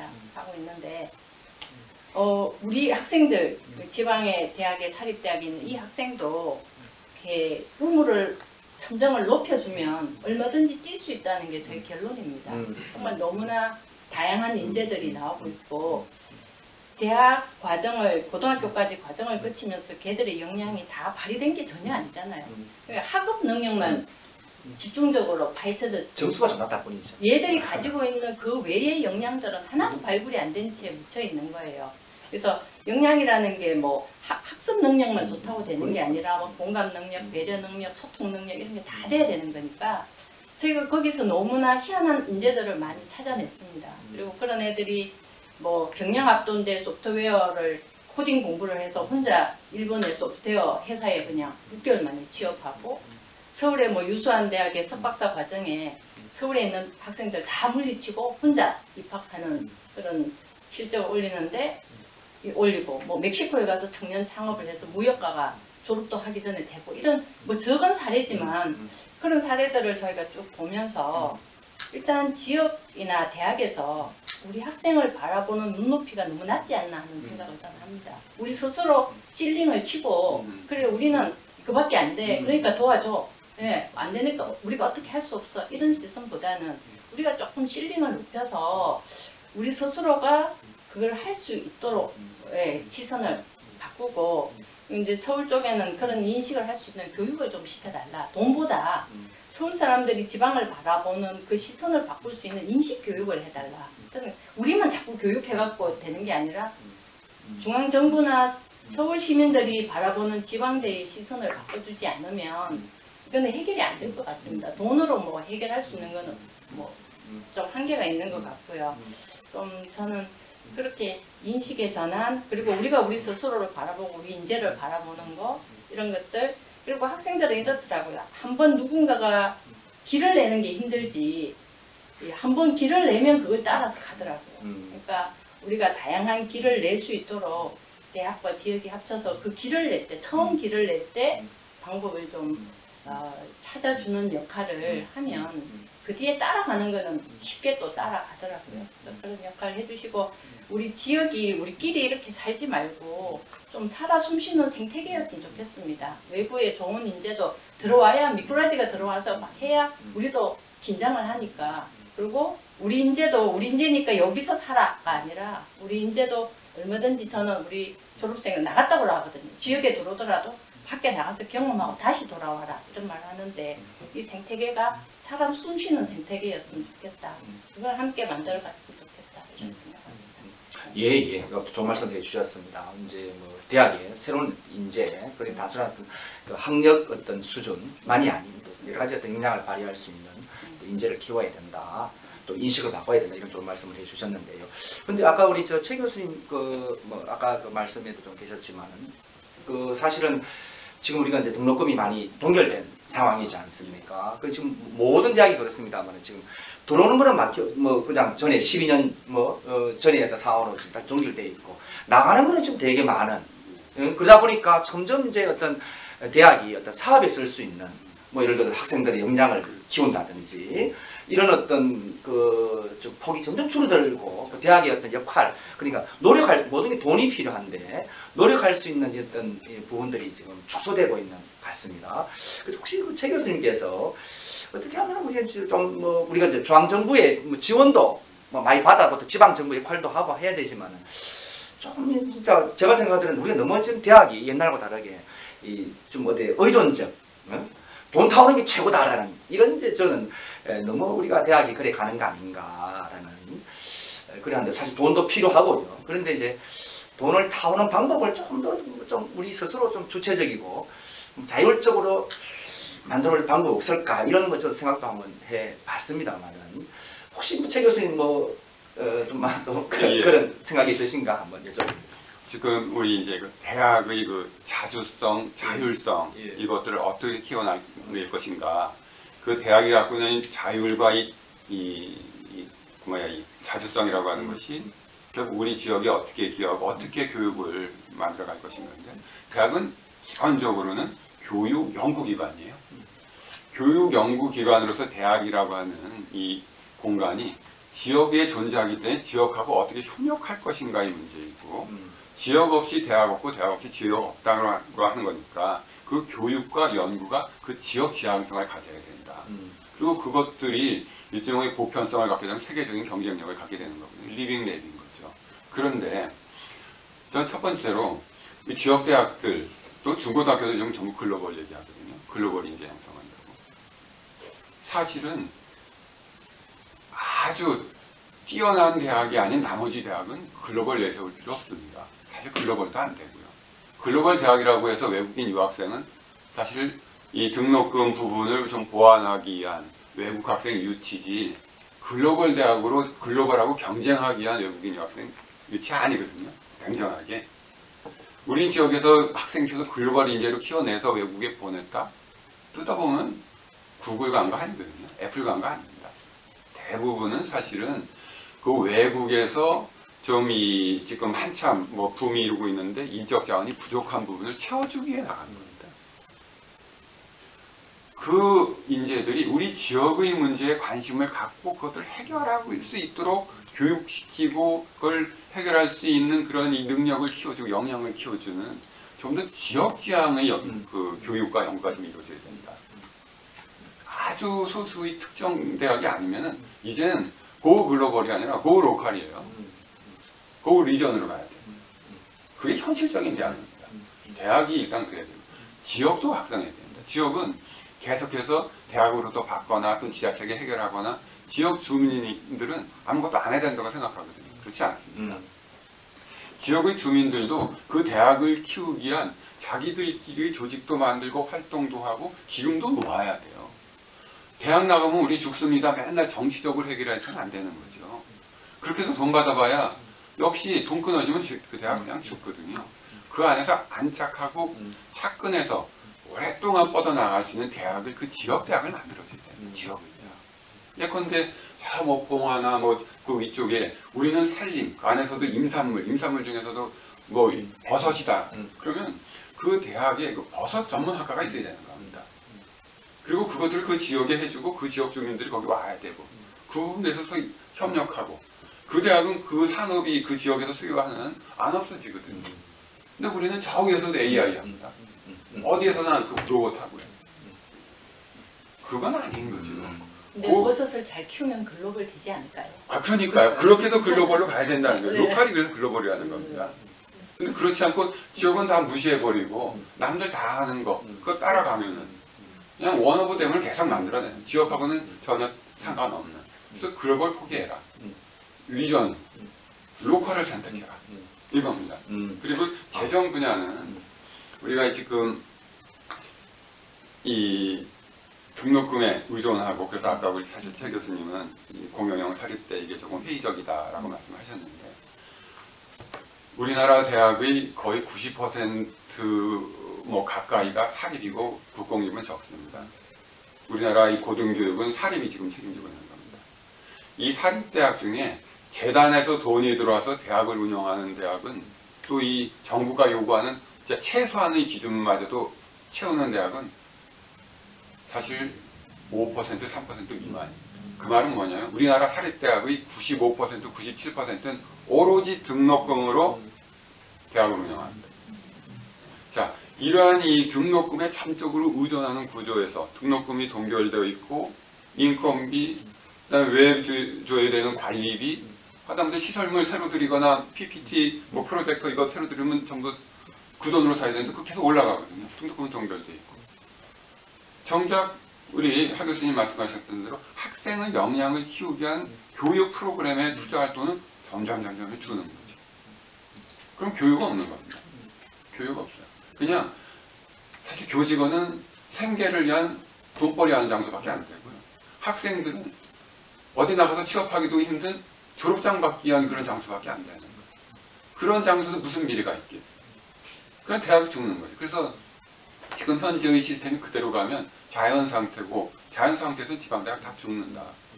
근데 사회라고 하는 것, 사회 속에서 교육이라고 하는 이 기구, 이 기관이 있는 건데, 체계가 있는 건데, 이 사회라고 하는 것은 그런 것들을 맞춰서 사회 전체의 이익을 키워주는 역할이니까 그 부분에서 국가가 역할을 해주고, 그렇지 않도록 이 수도권에 있는 대학들의 연구 중심으로 가거나 정원을 줄여야죠. 그리고 이쪽에 정원을 늘려주고 이쪽에 갈 수 있도록 더 많은 지원을 해줘야 되는 거고요.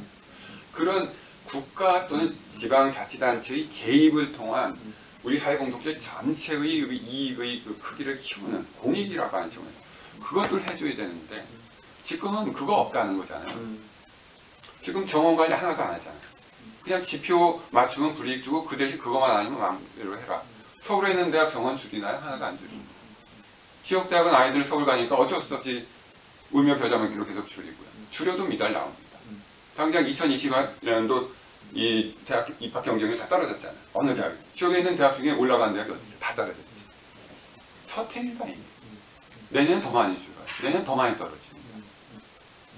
미달 나요. 이 상황에서 대학이 갖고 있는 재정의 부분들을 해결해 주려면 국가 비용으로 재단에서 못해주는 사립대학에 대한 일정한 이 최소한의 이 교원 인건비라든지 이런 것들을 보장해 줘야 됩니다. 그래야 그 대학이 자주적으로 자율적으로 뭔가를 해나갈 수 있지. 안 그러면 생존에만 급급한다니까요. 키워나간 성장이 아닌 오로지 생존에 목을 겁니다. 그래갖고는 교육 안 된다. 그래서 공용형 사립대학이 그 대학을 설립한 분의 그 숭고하고 고귀한 설립의 취지를 존중한다. 그건 훼손해서 절대로 안 되니까. 그 전제하에서 최소한의 공공성을 갖도록 해서 그런 힘들을 만들어가기 위한 그런 일종의 인프라적인 토대의 차원에서 공용형 사립은 돼야 되는데 도리어 지금 정부는 지방대학 경쟁이 없으니까 죽고 빨리 걸러져야 쏟아내야 되니까 다는 있지만 실질적으로 하려는 의지가 없다는 게 제 생각입니다. 지금 이 정부가 이 국정과제 대선으로 올려놓고서 지금 이제 내리막길 다 되는데 지금도 안 하고 있는 거거든요. 내년에 뭐 10억씩인가 나눠주는 그냥 그런 거잖아요. 그걸 무슨 해결이 됩니까? 원래 계획대로 500억, 700억 넣어줘야 되는 거죠.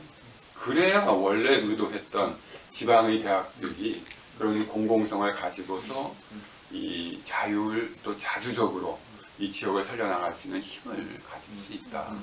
좀 너무 심한 얘기를 많이 했지만 그러한 이걸 통해서 우리가 조금 더 이 문제를 심각하게 인식해야 될 필요가 있는 시점이다 생각하고 있습니다. 예, 우리 최철현 교수님 뭐 좋은 말씀해 주셨네요. 뭐 첫 번째 말씀하셨던 게 이제 대학이 지역에 뛰어들어야 된다. 뭐 지역 밀착형 대학이 돼야 된다. 뭐 이런 이제 말씀을 해주신 것 같아요. 좋은 말씀해 주셨고 두 번째는 이제 대학에 대해서 국가가 많은 지원을 해야 된다. 특히 이제 뭐 공영형 사립대학 이런 말씀도 해주셨는데요. 거기서 이제 한 말씀만 더 붙이자라면은 국가가 지원은 많이 하되 간섭을 하지 마라. 이제 뭐 또 뭐 그 말씀은 아예 뭐 전제로 삼고 하셨겠지만은 제가 좀 이제 첨언을 하겠습니다만 사실은 지금은 뭐 지원도 제대로 안 하면서 간섭은 많이 하는 뭐 이런 지금 체제가 돼 있지 않습니까? 그래서 조금 어떤 그런 아까 뭐 철학 말씀하셨는데 아주 저도 뭐 좋은 말씀을 생각합니다. 어떤 그런 이제 뭐 어떤 중앙정부라든지 아니면 정치인이라든지 국가 지도자가 사실은 교육에 대해서는 거의 지금 관심이 없지 않습니까? 그러니까 교육 중에서도 대학 교육, 중고등학교까지는 교육에 대한 관심이 있지 않습니까? 그거는 왜냐하면은 제가 볼 때는 부모들이 학생들 대학 들어가는 거에 대해서는 관심이 있다 보니까 중고등학교 교육은 관심이 있는데 대학 들어가는 순간 사실은 뭐 부모도 관심이 없고 또 학생들은 또 투표 안 하고 뭐 이러다 보니까 이 대학에 대해서는 아주 지금 그 관심이 없어지는 또 대학은 알아서 살아라라는 이런 어떤 지금 그 어떤 아주 방임주의적 이런 어떤 상태에 있지 않는가 이런 생각이 들고요. 그런 측면에서는 좀 더 국가가 책임의식을 가져야 된다, 철학을 가져야 된다라는 이제 그런 뭐 말씀으로 뭐 정리를 할 수 있을 것 같습니다. 자, 뭐 특별하게 한 말씀 잠깐 드려보자면 사실은 글쎄요 서울에서 이제 회사를 다니면서 이제 듣기 싫었던 말이 하나 있었습니다. 그러니까 예를 들면 명절 때나 이럴 때가 되면 그 동료들이 시골 가냐고 이렇게 물어볼 때 대구 출신인 저 대구가 광역시다 무슨 시골이냐 이런 이야기를 하곤 했었는데 사실 그런 단면인 것 같아요. 그러니까 사회가 우리 지역을 이제 지역이 아닌 지방으로 이해하는 그 단면을 이제 사람들 머릿속에서 그냥 목격한 에피소드들인 것 같고요. 근데 이제 사실 솔직히 말씀드리면 오늘 이 자리에서 많은 논의가 이루어지기 전까지 저의 생각도 어쩌면 내가 지방의 우리 대학 가지는 그런 문제에 그렇게 많은 공감대를 갖고 있거나 이러지 못하지 않았나 하는 반성도 사실 해봅니다. 우리 지역에 그러니까 뭔가 할 때 소속된 포스텍 중심으로 늘 생각하고 했었지 어떻게 우리 지역에 같이 공명해야 할 그 파트너들, 동료들로서의 다른 대학들의 존재 이런 것을 많이 인지 못하고 있었던 것 같은 그런 생각도 사실 들고요. 그리고 아까 좌장님께서 사실은 뭐 아이디어를 짜내서 우리 대학의 새로운 재정원 이런 것들에 대한 뭔가 가능성은 없겠느냐라는 말씀하셨을 때 불현듯 든 생각이 사실은 예전에 기업에 있을 때 제가 있었던 곳이 연구소였습니다. 근데 연구소라는 곳은 어떻게 보면 돈을 벌 수 있는 곳이 아니었기 때문에 돈을 쓰는 주체로서 뭔가 회사한테 약간 빚을 지는 듯한 회사에서 어떤 연구 지원 막대한 예산이 주어지지 않으면 그 해의 연구가 한 해 농사가 어그러질 수도 있는 이런 입장에 있는 곳이었기 때문에 사실은 약간 좀 빗대어서 비슷한 느낌으로 생각을 해볼 수 있는데요. 그때 이제 저희가 뭐 훌륭한 소장님들을 모시면서 사실은 이제 그 발전의 과정이 있었어요. 그러니까 초기에는 우리가 연구비를 받아서 연구를 하는 그런 곳이었는데 거꾸로 이게 어느 순간 이렇게 관점이 바뀌었습니다. 바뀐 게 결정적인 부분이 연구소가 가진 기술적 자산들을 정말 자산이라고 인식하게 된 거예요. 그 다음에 그때까지는 좀 미처 사실 그런 분위기가 생기지 않았지만 지금 시점에서 이렇게 미래를 약간 비춰보면 새로운 형태의 자산이 지금 등장하려고 하는 시점에 있습니다. 그게 바로 데이터입니다. 그러니까 세계가 데이터에 주목하고 데이터라는 것이 과연 돈을 우리한테 벌어줄 수 있을까? 이게 이제 데이터를 석유에 비유하는 분들도 있고 그런데 이제 저는 데이터라는 것은 사실 부동산에 가깝다고 봅니다. 그러니까 투자를 해야 하고 그 투자가 많은 수익을 가져올 수 있는 이런 성격의 자산 이렇게 이해를 하고요. 또 뭔가 거기에 좋은 건물을 짓고 용도를 개발해서 이게 붐이 되면 자산 가치가 훨씬 높아질 수 있는 것 이렇게 생각을 하면서 대학이 많은 어떤 연구 활동의 결과로 수집하는 데이터들은 결국은 그 자체가 자산의 역할을 할 수밖에 없을 것이고요. 어느 순간에. 결국은 이건 꼭 우리 지역에 있는 대학에만 국한된 것은 아닙니다. 그런데 데이터라는 것이 좀 신기한 매력이 있는 것이 이게 개개인이 가진 데이터는 자산으로서의 가치가 없어요. 이게 모여 있어야만, 그러니까 모이고 그걸 누군가가 가공을 하고 이렇게 해야만 자산으로의 가치가 그때 생겨나는 거기 때문에 우리 지역의 대학들이 어쩌면 이런 뭔가 서로의 어떤 고유 영역, 그러니까 강점 영역 이런 것들을 모으고 그걸 엮어가지고 이렇게 천조각으로 퀄티브를 근사한 걸 만들어내듯이 이렇게 잘 짜맞추어 내는 노력을 한다면 그게 어느 순간 이렇게 돌아봤을 때 그때 그게 우리의 새로운 어떤 재정적 수익원의 시작 시점이었구나 라고 돌아볼 수 있는 그런 가능성도 있을 것 같다는 생각도 들었습니다. 네, 그 말씀하시니까 제가 재미있는 생각이 하나 네. 들었는데요. 저 대학은 가장 중요한 그 자원이 인적 자원, 학생, 네. 구성하는 학생들이고 이 학생들이 취업할 때 취업하면 결국은 국가에 세금 내지 않습니까? 당연히 급여에서 떼가니까.